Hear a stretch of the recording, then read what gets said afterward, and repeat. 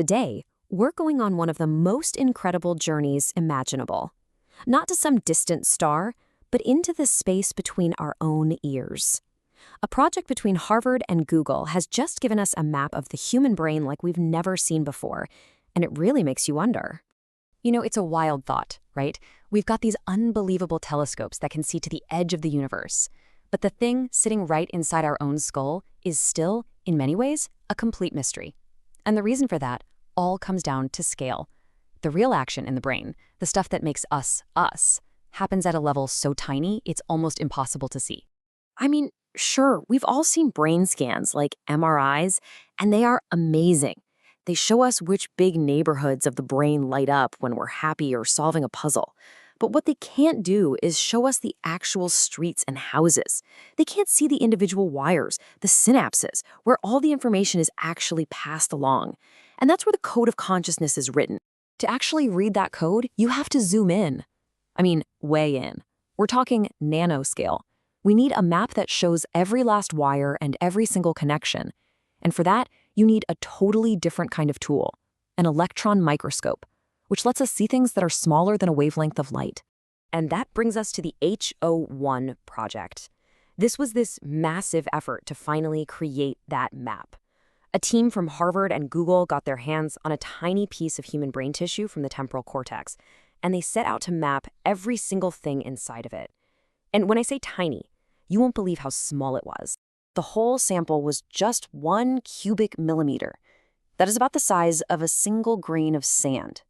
Now, it came from a patient who was having surgery for epilepsy, which is an important detail, but pathologists confirmed the tissue itself was structurally normal, which means this is the clearest, most detailed look we have ever had at our own wiring.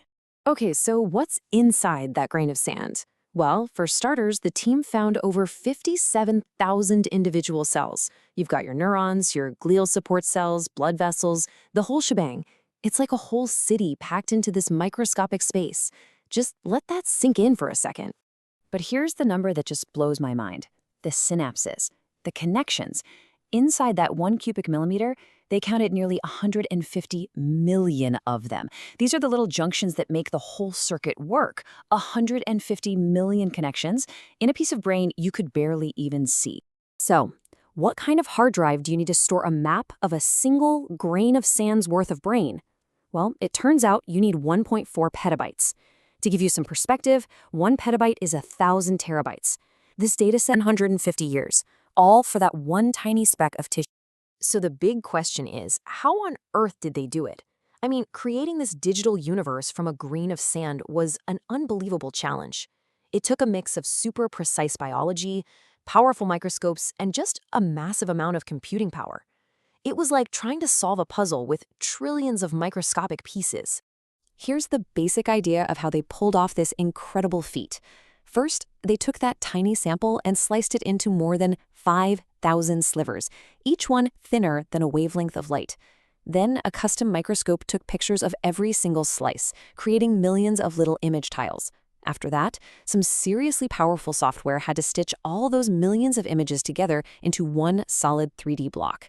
And then came the really amazing part. They unleashed AI algorithms to trace every single cell through that entire digital maze. And this slide just shows you how tricky that alignment step was. See the images on the left? That's the raw data. It's all shaky and misaligned, like a messy stack of photos. But on the right, after the software works its magic, you get this perfectly smooth, continuous block of tissue. Now just imagine doing that for 196 million pictures to build that final 1.4 petabyte model. It's just incredible. Now this is where the AI becomes the hero of the story. You see, trying to trace 57,000 cells by hand through thousands of images would be, it would be impossible. It would take centuries. So they used this clever AI called a flood-filling network. You can see it working here. The black and white image is the raw microscope data. And the colored parts are where the AI has automatically identified and filled in each cell, creating a perfect 3D model of everything inside. Okay, so building the map was a technological marvel. But the real excitement, the reason they did all this, is what they found inside. This map is so new and so detailed, it's already rewriting textbooks and showing us things we've never ever seen before. Let's check out some of the highlights. So first off, just taking a basic count head of what's in there lets us some big surprises. For one thing, the brain support cells, the glia, actually outnumber the neurons 2 to 1. And get this, the most common type of cell wasn't a neuron at all, but something called an oligodendroglade, which makes the insulation for the brain's wiring. Oh, and they also found a bunch of weird blobs that they couldn't identify at all. But then things got even weirder. Deep down in a part of the cortex called layer 6, they found these bizarre neurons. Take a look at the image here. They call them compass neurons. See how they each have one really big branch that points in one of 2 opposite directions? They form these perfectly mirrored groups. What are they for? Right now, nobody has a clue. This quote is pulled straight from the scientific paper, and it hints at what might be the most profound discovery of all. The scientists started noticing that some of the connections in the brain didn't look random at all. They looked, well, they looked like they were there on purpose. And this is exactly what they meant. So most neurons connect to each other with maybe 1 or 2 synapses. It's a pretty weak link. But the team found these rare, incredibly powerful connections. Check out the image here. You can see a single axon reaching out and making 53 separate connections to one single partner neuron. The odds of that happening by chance are basically 0. It suggests the brain isn't just a random web, it's deliberately forging these super connections between specific partners. So after years and years of work, this first incredible exploration is done. But here's the best part. This isn't the end of the story. It's really just the beginning. Because the team behind this map didn't just publish their findings and call it a day. They did something much, much bigger.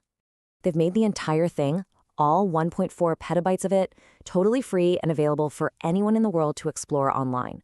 They even built tools so you can fly through it yourself. This isn't just a research paper, it's a new atlas for neuroscience. It's a gift to science that's probably going to lead to discoveries for decades.